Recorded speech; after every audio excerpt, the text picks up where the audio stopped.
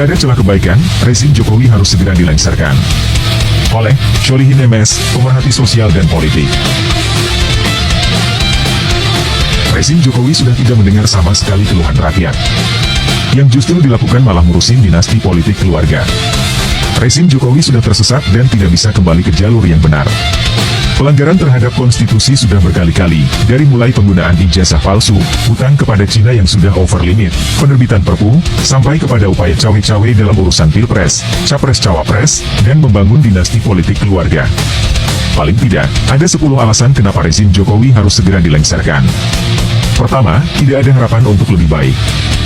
Kurun waktu hampir 10 tahun, 2 periode, bukan waktu yang sebentar. Prestasi monumental Jokowi tidak ada, yang akan selalu dikenang adalah kegagalan Jokowi dalam mengelola negara, utamanya adalah soal hutang berbunga yang telah mencapai lebih dari 7.000 triliun, yang untuk membayar bunganya saja per tahun hampir setengah triliun. Semakin tahun hutang bukan semakin dilunasi, tapi semakin menggunung. Demikian juga soal infrastruktur, ekonomi, hukum, keakraban berbangsa, kehidupan beragama, dan kesejahteraan rakyat semakin terpuruk. Kedua, arogansi kekuasaan yang semakin membabi buta. Jokowi semakin otoriter, seolah sudah menjadi robot yang budek dan tidak punya perasaan.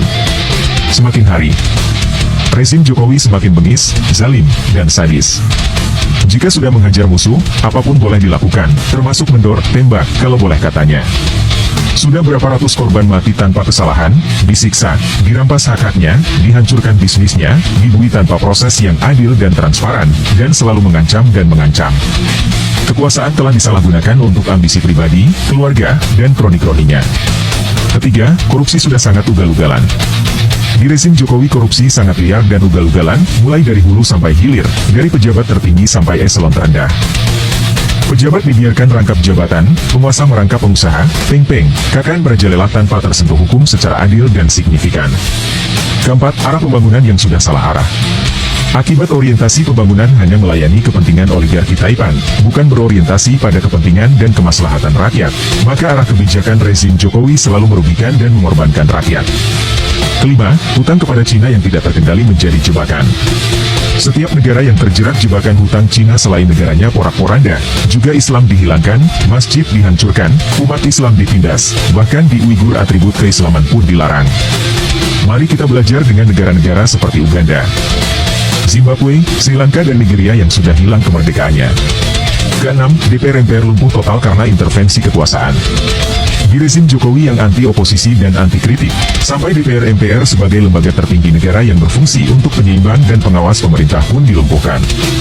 Jadi rezim Jokowi praktis berkuasa penuh tanpa ada pihak yang mengingatkan, mengkritisi, mengoreksi, apalagi merevisi kebijakan rezim.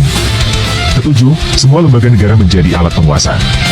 Saking tidak ingin diganggunya ambisi politik Jokowi, semua lembaga negara yang seharusnya independen, kritis, adil, dan transparan, di rezim Jokowi, lembaga-lembaga negara seperti MA, Kejagung, KPK, KPU, Bawaslu, dan MK dikendalikan dan digunakan untuk melanggengkan kekuasaannya dan menghantam, serta menjerat lawan-lawan politiknya.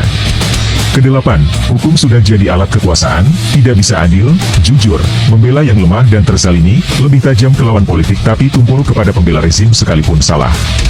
Di era Jokowi hukum dipermainkan dan jadi tameng pembenaran atas segala tindakan penguasa, termasuk untuk melayani dan melindungi para oligarki Taipan.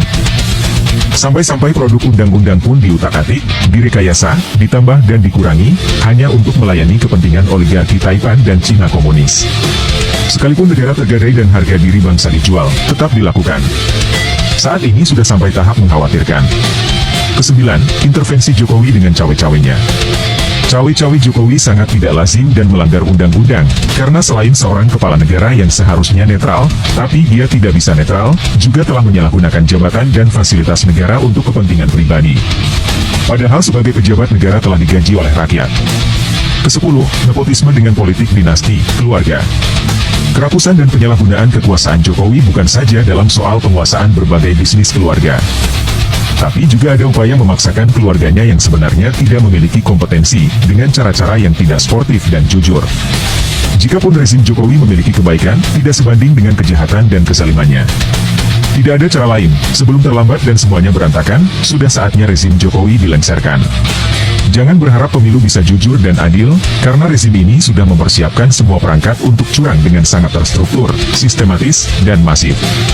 Pilihan Anda untuk bisa berubah hanya dua, berjuang untuk merdeka, atau diam dan terus ditindas. Mana yang akan dipilih?